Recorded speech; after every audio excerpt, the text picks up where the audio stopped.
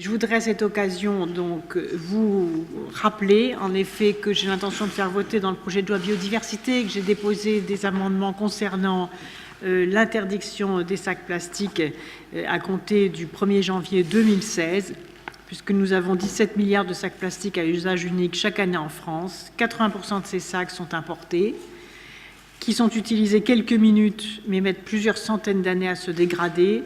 Plus de 260 espèces sont impactés par les sacs plastiques et les chercheurs et les ONG qui ont mis en valeur ce 7e continent de plastique, je crois, ont tout dit, par cette immense plaque de déchets évoluant dans le nord de l'océan Pacifique et qui mesure 6 fois la France.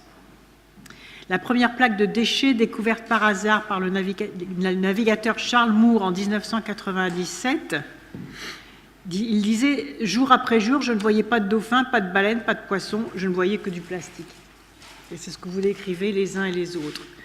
Donc agir vite, c'est possible, vous le dites depuis plusieurs années. Les grandes surfaces ont déjà commencé un effort, puisqu'on est passé de 10 milliards à 700 millions de sacs en moins de 10 ans. Et donc, il est temps de faire l'accélération définitive pour cette élimination à compter du 1er janvier 2016. Donc nous allons réunir toutes les entreprises en France qui fabriquent des sacs plastiques.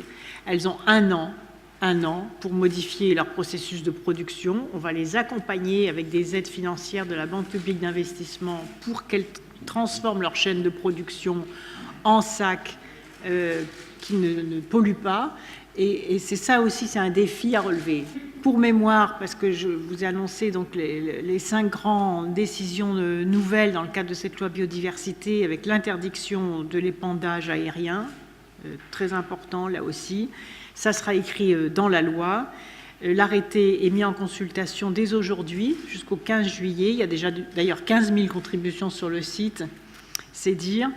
Cet arrêté suspend l'épandage aérien sans délai et dans 18 mois pour quelques cultures spécifiques de riz et de certains vignobles, pour leur laisser le temps, mais un temps limité, de trouver les produits de remplacement.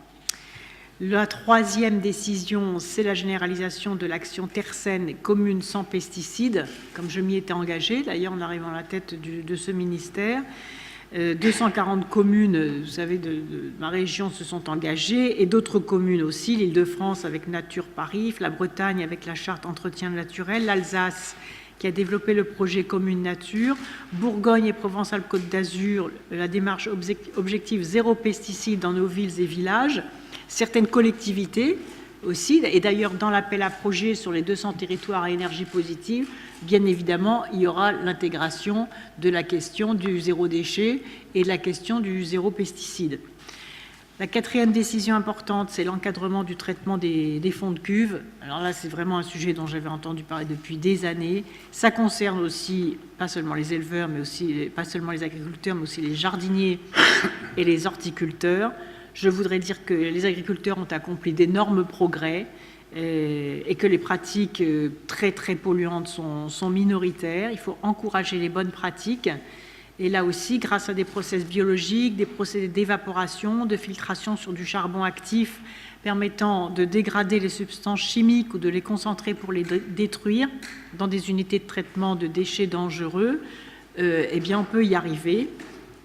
Et donc, ça permet aussi de conforter les entreprises qui développent ce type d'activité. Et là aussi, pour entrer dans une logique d'encouragement, j'ai demandé aux agences de l'eau de financer et d'aider au financement de la construction des équipements qui sont assez légers, d'ailleurs assez succincts, pour la filtration des fonds de cuve et qu'il n'y ait plus de déversement direct des fonds de cuve de produits phytosanitaires dans l'eau ou dans les sols. Enfin, sera inscrit également dans la loi l'interdiction du rejet des eaux de ballast sans traitement. Vous savez que 90% des échanges mondiaux de marchandises se font par voie maritime. 5 milliards de tonnes d'eau de ballast sont déplacées au niveau mondial tous les ans. C'est le vecteur non seulement d'extinction d'espèces, mais de déplacement très grave d'espèces. Ça véhicule aussi des maladies comme le choléra en Amérique du Sud, qui est provenu directement des eaux de ballast. Ça a un impact économique sur la pêche, sur l'industrie côtière et même sur les activités économiques aussi. Ce n'est pas seulement la biodiversité qu'on protège, mais aussi, c'est aussi certaines activités économiques. Le coût global de ce rejet des eaux de ballast sans traitement est estimé à plus de 2,2 milliards par an au niveau européen. Donc voilà les éléments clés. Une nouvelle fois, moi je voudrais remercier toutes celles et ceux qui se combattent depuis des années pour que des décisions soient prises. Je suis heureuse de pouvoir m'appuyer sur vos expériences pour prendre ces décisions. Je compte sur vous d'ailleurs pour aider à l'application de ces décisions, à l'évaluation des comportements, au fait qu'on puisse prendre des comptes régulièrement et tenir des bilans réguliers des actions qui doivent anticiper la loi. Ça va être inscrit dans la loi, mais l'idée c'est de déclencher aussi le mouvement dès maintenant par rapport aux outils, notamment financiers, dont on peut se saisir pour accomplir des évolutions importantes. Et puis c'est surtout tout ce que vous dites, la prise de conscience auprès des gens, ça a une valeur considérable parce que c'est en vous écoutant que les citoyens qui sont parfois à mille lieues d'imaginer l'impact de l'utilisation d'un sac plastique dans les océans et d'une façon générale, en découvrant cela, finalement ont envie d'agir et comprennent pourquoi on leur demande d'agir. Et ça, c'est vraiment le ressort le plus important de la détermination, de l'action et donc des résultats.